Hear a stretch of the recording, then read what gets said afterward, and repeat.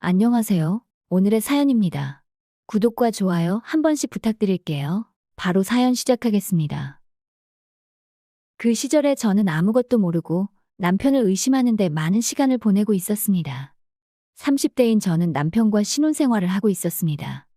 결혼하기 전부터 일이 매우 바빴던 남편과 함께할 시간이 적을 거라고 생각은 했지만 함께할 수 있는 시간이 너무 적어 마치 혼자 사는 건가 싶을 정도였습니다.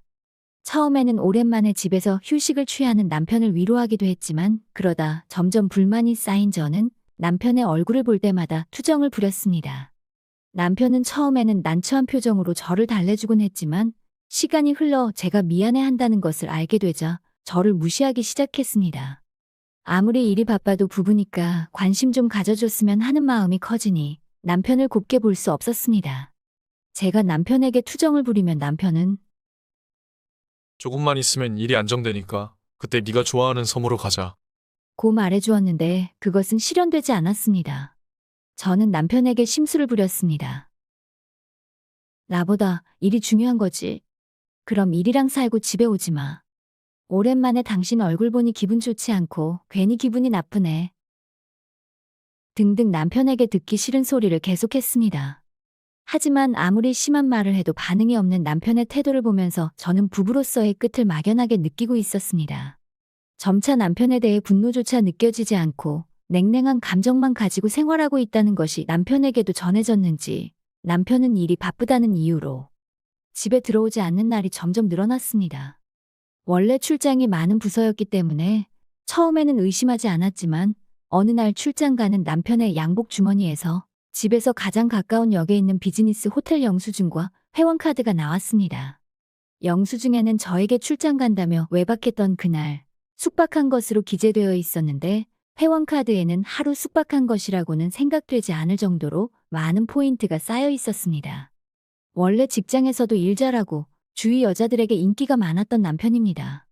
저는 저 말고 만나는 여자가 있다고 생각했어요. 그 여자와 즐겁게 지냈을 남편을 생각하니 억울했습니다. 그래서 저도 남편에게 질세라 밤에 나가 놀고 휴일에도 쉬지 않고 약속을 잡았습니다. 한동안은 재밌게 놀았지만 이내 완전히 지쳐버렸습니다. 겉으론 웃고 있지만 진심으로 즐길 수 없는 저 자신을 보자 화가 치밀었습니다. 이제 서로 자유로워지는 게 나을지도 몰라. 이런 생각이 들기도 했습니다. 남편은 이미 집에 잘 들어오지도 않았고 차라리 남편이 저 말고 다른 사람과 더 행복할 거라면 보내줘야겠다는 생각을 했습니다. 이제 각자 갈 길을 갈 때가 된 것이죠. 하지만 정말 사랑했었던 남편입니다. 이혼을 말하기까지는 저에게도 상당한 용기가 필요했습니다. 게다가 정말 끝낼 수밖에 없는 걸까? 라고 고민하는 마음도 있었습니다. 하지만 이제 남편에게는 새 여자친구도 있는 것 같고 며칠 동안 고민하다 저는 마음을 먹고 남편의 휴대전화로 문자를 보냈습니다. 오늘 일찍 끝날 것 같아? 할 말 있어. 그러자 바로 답장이 왔습니다. 나도 할 얘기가 있어. 되도록 빨리 퇴근할게. 저는 이혼을 결심했지만 남편은 이혼을 원하지 않을 거라고 제 마음대로 생각했어요. 하지만 남편도 이혼을 원하고 있었습니다. 그렇게 생각하니 심장이 두근거려 숨 쉴 수 없을 정도였고 서 있는 것도 힘들었습니다. 남편을 이제 보낸다고 생각하니 눈물이 자꾸 흘렀습니다. 마지막만큼은 웃으며 끝내려고 마음을 굳게 먹고 남편의 퇴근을 기다렸습니다. 밤이 꽤 늦었을 때 남편이 돌아왔습니다. 오랜만에 마주한 남편은 놀라울 정도로 말랐습니다. 상냥한 눈과 말투는 그대로였지만 둘 사이에는 좁혀지지 않을 것 같은 거리가 있었어요. 원래 말수가 적은 남편이었지만 제가 이야기하는 동안에 시선을 피하고 입을 다물고 있었습니다.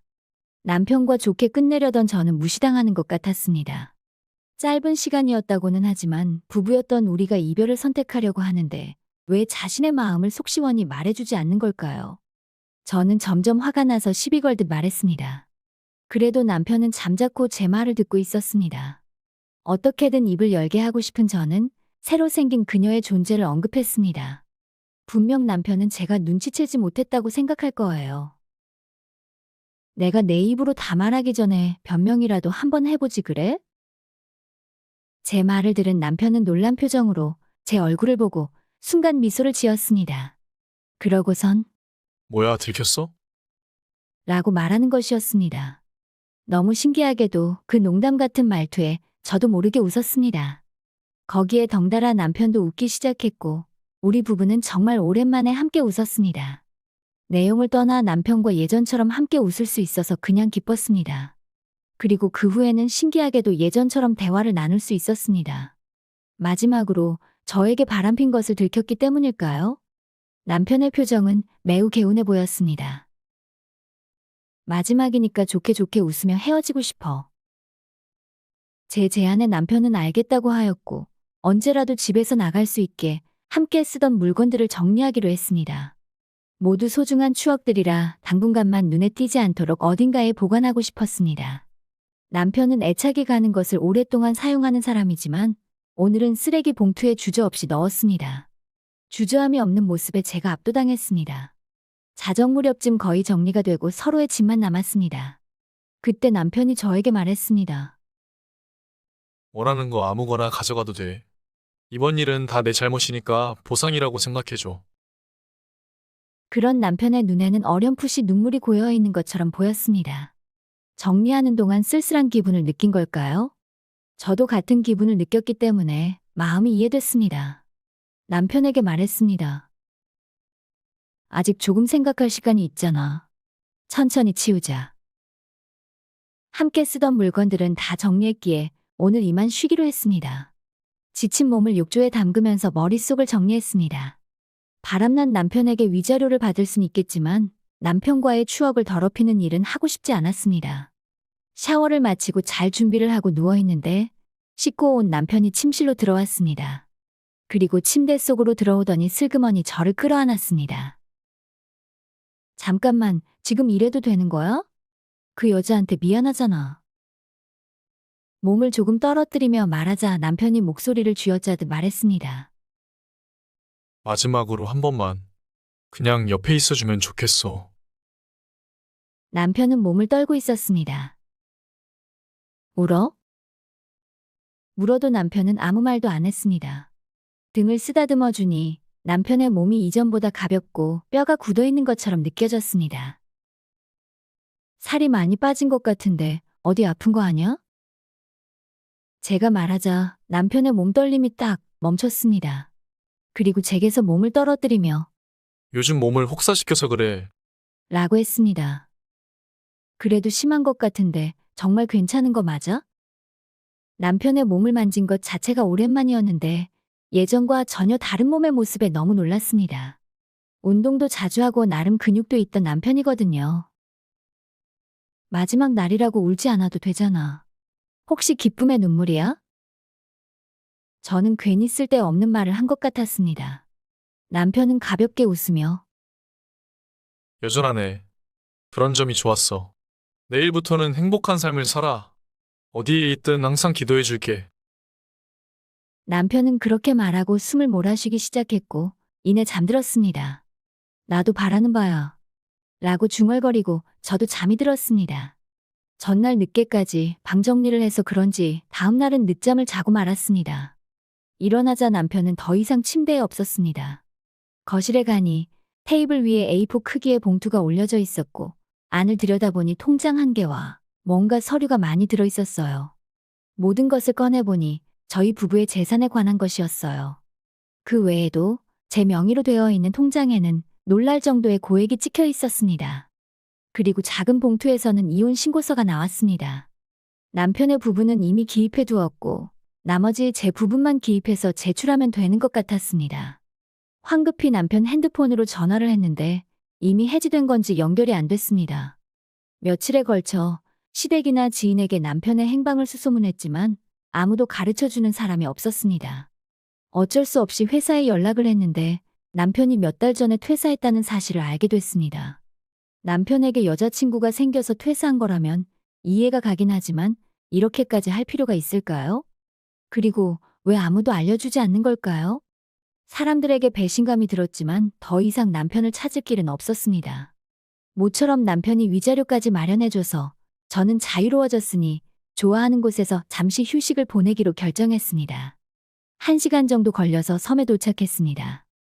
몇천 명 밖에 살지 않는 이 섬은 남편과 관광으로 한 번 온 적이 있는데 저는 섬의 대자연에 빠져 있었습니다. 남편의 일이 안정되면 다시 방문하기로 약속했던 장소이기도 했습니다. 남편과의 추억도 있습니다만 지금의 저에게 필요한 것은 그 장소의 고요함일지도 모르겠네요. 그리고 몇 달 후 신혼집은 전세를 주고 저는 이 섬으로 이사 왔습니다.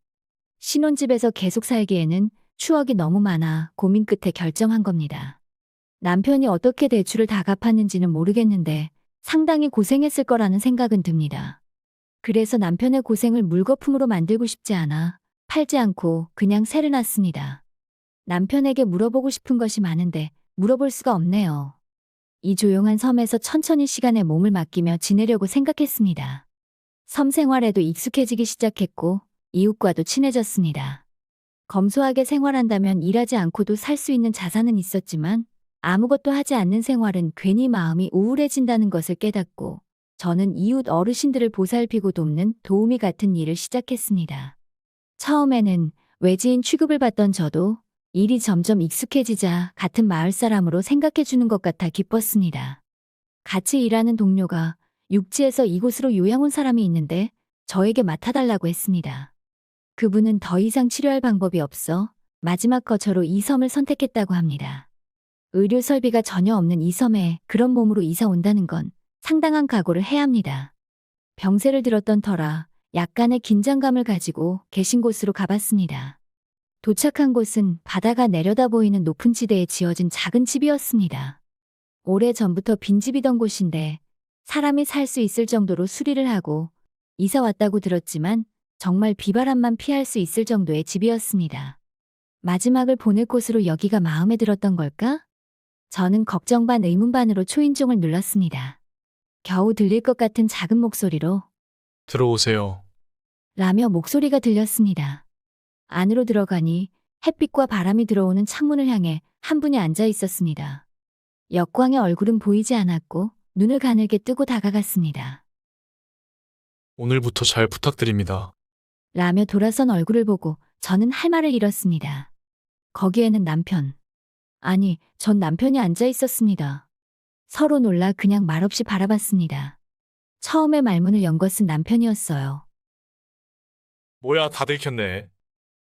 장난스럽게 웃는 남편은 전과 다름없었습니다. 여기서 뭐해? 여기 있을 리 없는 남편과 오기 전에 동료에게 들은 병세들이 머릿속에서 뒤엉켜 혼란스러웠습니다. 남편은 제 손을 잡아당겨 자기 옆에 앉혔습니다. 그리고 제가 진정될 때까지 손을 잡아줬습니다. 저는 점점 진정되었지만 남편의 병세에 대해 따질 수 없었고 남편은 저를 다정하게 껴안으며 계속 사과했습니다. 남편에게 할 말도 생각나지 않고 그대로 앉아있는데 현관 앞에서 누군가 노크하는 소리가 들렸습니다. 저는 눈물을 닦고 현관으로 가니 한 남자가 서 있었습니다. 울음을 터뜨린 제 얼굴을 보고 조금 놀란 얼굴을 하고 있었지만 남자는 가볍게 인사를 하고 안으로 들어가 남편 옆에 걸터 앉았습니다. 오늘의 몸이 어떻습니까? 라고 상냥한 어조로 말을 했습니다. 남편은 별반 다르지 않다는 식의 대답을 하고 바로 잡담을 시작했습니다. 이분은 아마 이 섬의 유일한 의사일 겁니다. 이 섬에는 입원 시설도 없고 간호사 한 분과 의사 한 분이 이 섬의 생명줄이라던 동료들의 이야기가 생각났습니다. 그렇다는 것은 남편은 이 섬에서 최후를 맞이할 것을 각오해온 것 같았습니다. 남편이 각오를 했다지만 뭔가 할 수 있는 게 없을까 싶어 두 사람의 대화에 귀를 기울였습니다. 하지만 남편과 의사 선생님은 잡담만 10분 정도 한 뒤 돌아갔습니다. 저는 안절부절 못하고 의사 선생님을 따라갔습니다. 저의 불안해하는 모습을 보고 또 놀라신 것 같았는데 원래 부부였다고 말하니까 이해하시는 것 같았습니다. 남편의 병세나 향후 치료에 대해 질문하는 저에게 선생님은 본인 동의가 없이는 말해줄 수 없다고 했습니다. 너무 실망하는 제가 불쌍했는지 환자분이 스스로 걸을 수 있는 시간이 얼마 안 남았으니 꼭 옆에 있어 주세요. 라고 말해 저는 깜짝 놀랐습니다. 선생님과 헤어지고 나서 무거운 발걸음으로 남편이 기다리는 집으로 돌아왔습니다. 남편은 제가 선생님을 따라갈 걸 예상한 듯 드디어 왔네. 라며 웃어주었습니다. 저는 의사 선생님의 말씀이 계속 마음에 걸려 남편을 두고 돌아갈 수 없어 남편에게 부탁해서 그 집에서 자기로 했습니다. 이 집에는 최소한의 짐밖에 없고 이불도 한 세트뿐입니다. 남편에게 기대어 함께 이불을 덮으며 여기에 오기까지의 이야기를 서로 나누었습니다. 저는 몸 상태에 대해서 듣고 싶었지만 즐겁게 이야기하는 남편에게 힘든 이야기를 하게 하는 것은 나중에라도 좋다고 생각해서 추억을 이야기하며 밤을 지샜습니다.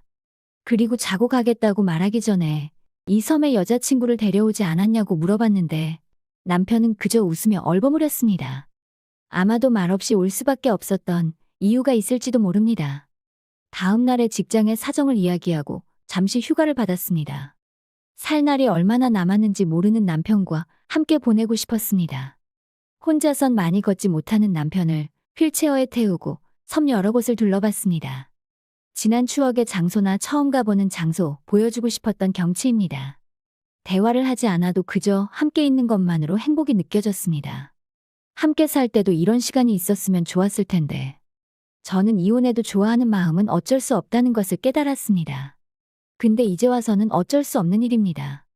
남편에게 괜히 혼란만 가져올 뿐일 거라 이대로 우정에 가까운 관계로 곁에 있게 해주길 바랬습니다. 즐거운 나날을 보내고 있던 것도 잠시, 남편의 병세는 점점 심해졌습니다. 기대하고 있던 외출도, 산책도 할 수 없을 정도로 체력이 떨어졌습니다. 일상생활조차 어려워지면서 꾸벅꾸벅 잠드는 경우도 많아졌습니다. 의사 선생님은 매일 방문해 주셨는데 통증이 없는 것은 행운이고 이건 자연스러운 일이라고 합니다. 벌써 남편과의 이별이 와버리다니 슬펐습니다. 저는 언제 눈을 뜰지 모르는 남편이 일어났을 때 외롭지 않도록 남편 곁을 한시도 떠나지 않고 간병을 했습니다. 가끔 눈을 뜬 남편은 마치 꿈에서 막 깨어난 것처럼 꿈 이야기할 때 먼 옛날의 추억을 방금의 일처럼 이야기하기도 했습니다. 모든 시간이 사랑스럽고 그 사랑스러움 때문에 슬픔도 깊어진 것이었습니다. 그 후 남편은 점점 일어나는 일이 없어졌어요. 대화가 사라졌을 때도 저는 남편 옆에서 좋아하는 책을 읽거나 그리운 경치의 모습을 남편에게 전해줄 수 있도록 이야기해 주었습니다. 어느 날 너무 예쁜 노을을 남편에게 알리고 싶었어요. 남편의 손을 잡으면서 이야기를 하려고 할 때 남편의 손이 차가워지고 있는 것을 느꼈습니다. 호흡 간격도 벌어지고 가슴이 불안정하게 위아래로 움직였습니다. 황급히 선생님한테 전화하니까 바로 와주신다고 했습니다. 어쩔 수 없는 상황에 가슴을 쥐어뜯는 듯한 생각이 들면서 저는 선생님의 도착을 기다렸습니다. 이 모든 게 실수였으면 좋겠고 선생님이 괜찮다고 말해줬으면 했습니다. 그러나 도착한 선생님은 진찰을 한 뒤 벌써 혈압도 많이 내려가고 있습니다. 조용히 맞이할 수 있게 해드리죠. 환자분은 아내분이 옆에 있어주기를 바랄 테니 저는 잠시 자리를 비켜드릴게요. 무슨 일 있으면 바로 올 테니까 안심하고 옆에 있어주세요. 선생님은 저에게 말한 뒤 남편에게 작별 인사를 하고 밖으로 나갔습니다. 이런 순간이 올 줄은 알았지만 정말 괴롭습니다. 당신을 만나서 나는 행복했어요. 어려움도 있었지만 사실은 당신을 사랑해요. 남편의 귓가에 남편의 손을 잡으며 속삭이듯 말했습니다. 그러자 남편의 손이 희미하게 저를 움켜쥔 것입니다. 의학적으로는 있을 수 없는 일인 것 같지만 저는 확실히 느꼈습니다. 곧 남편은 마지막 숨을 내뱉고 조용히 하늘로 갔습니다. 눈물은 멈추지 않았지만 남편의 마지막을 함께 할 수 있어서 기뻤습니다. 남편이 죽고 나서 화장까지는 허겁지겁 일이 진행되어 바빠서 슬픔에 잠길 시간이 없었습니다. 남편의 유품을 정리하고 나서 집에 돌아왔을 때 우편물이 산더미처럼 쌓여 있는 것을 깨달았습니다. 하나하나 보다 보니 그리운 글씨체를 발견하고 저는 눈을 부릅떴습니다. 거기에는 수십 통에 걸친 남편의 편지가 있었습니다. 남편의 편지는 우리가 다시 만난 날부터 시작되었습니다. 남편은 재회에 대한 희미한 기대를 가지고 이곳으로 이사한 것 같은데 설마 정말 만날 수 있으리라고는 생각하지 못했던 것 같습니다. 남편은 놀랐지만 기쁜 마음을 들키지 않는 것이 힘들었다고 적혀 있었습니다. 남편다운 웃긴 글귀에 저도 모르게 미소가 지어졌습니다. 게다가 남편이 그렇게 생각해 준 것이 저에게는 최고의 말이었어요.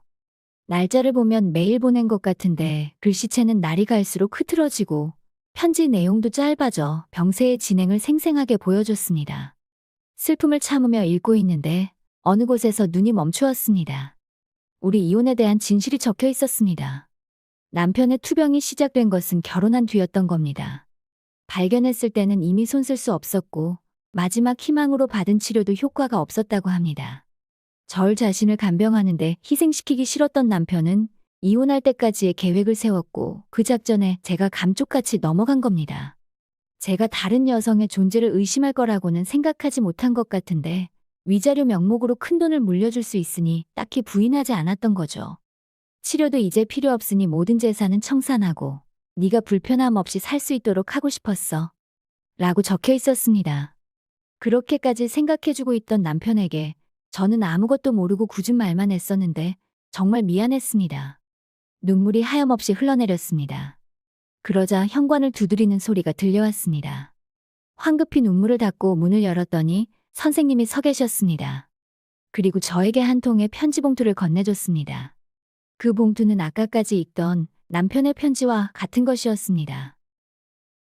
환자분의 부탁을 받아 매일 편지를 보내고 있었어요. 며칠분은 의식을 잃기 전에 쓰셨던 거고 차마 부탁을 거절할 수 없었어요. 그리고 이게 마지막 편지입니다. 자기 집에 아내분이 돌아오면 전해달라고 했어요. 그랬습니다. 이 편지가 남편의 진정한 마지막 편지입니다. 선생님께 감사의 인사를 하고 다시 남편의 편지를 마주했습니다. 마음을 가라앉히고 마지막 편지를 조용히 열었습니다. 거기에는 연하긴 했지만 고마워, 사랑해 라고 분명히 적혀 있었습니다. 멀리 돌아갔지만 우리의 마음은 연결되어 있었습니다. 나도 사랑해 말하고 보니 남편 영정사진의 입꼬리가 조금 웃은 것 같았습니다.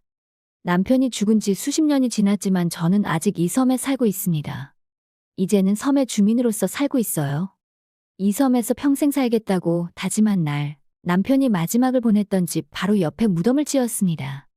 남편이 항상 바라보던 경치를 지금도 즐기고 있을 것입니다. 머지않아 남편 옆에 자리하려고 생각하고 있는 저는 남편과의 추억을 회상하며 매우 행복하게 지내고 있습니다. 끝까지 시청해주셔서 감사합니다. 그럼 다음 영상에서 다시 뵙겠습니다.